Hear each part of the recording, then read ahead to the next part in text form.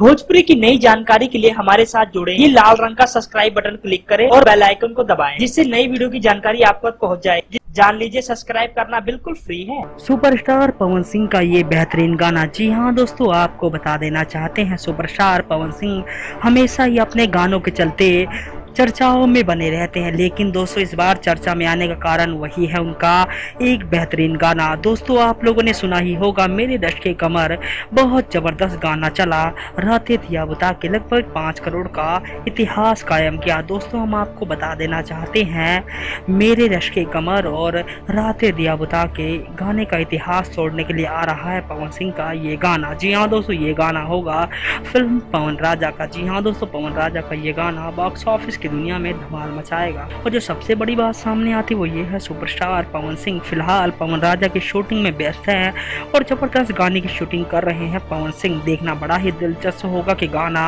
आखिर कितना बहुत बड़ा धमाल मचा पाता है लोगों के दिलों में, क्या तोड़ पाता है रातें दिया बुता के का इतिहास की। नहीं, धन्यवाद।